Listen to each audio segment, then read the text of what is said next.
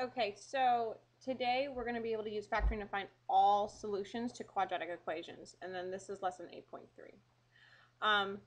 And so what we need to do is we look at this quadratic, and yesterday we learned how to use the zero product property. But when we look at this quadratic, we have to ask ourselves, can we use it? Can we use it?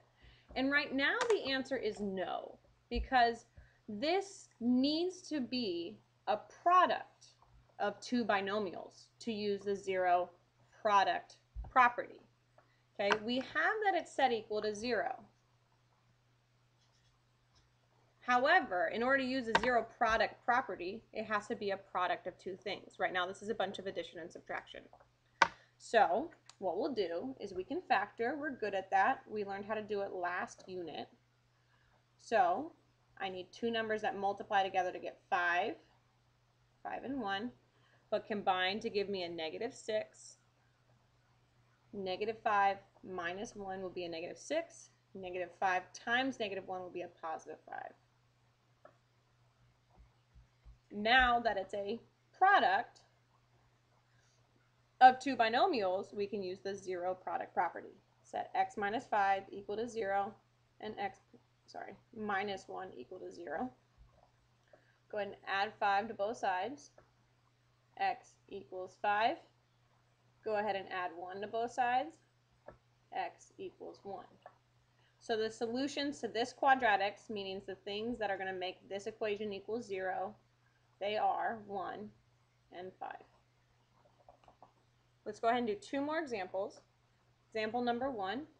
Right now it's set equal to 0. However, this needs to be a product, so I'm going to go ahead and factor. Two numbers that multiply together get 4, 4 and 1, 2 and 2, but combined to give me a 5, 4 and 1. -4 minus 1 will be a -5. -4 times -1 will be a +4. Now I can use the zero product property. Set x minus 4 equal to 0, x minus 1 equal to 0. Go ahead and add 4 to both sides. X equals 4. Add 1 to both sides. X equals 1. The solutions that make this equal 0 are 1 and 4. So example number 2. Example number 2, x squared minus 5x plus 4 equals 18. To use the zero product property, it needs to equal 0. Right now this equals 18. I can't have that, so I need to get rid of it. If I subtract 18 on both sides, it might feel kind of weird, but 18 minus 18 is 0. Then x squared minus 5x minus 14. Now I need to factor so that it's two binomials. Two numbers that multiply together to get -14, but combine to give me a -5, 2 and 7, -7 plus 2. Set both equal to 0. Go ahead and add 7 to both sides. X equals 7. Subtract 2 on both sides. X equals -2.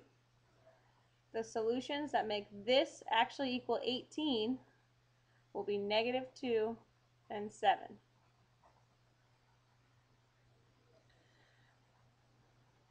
Now, example number 3, I just want to show you that although there's a lot going on, if we have to solve for x, we always need it set equal to 0. So you need to move everything to one side of the equation. So I'll subtract 3x from both sides.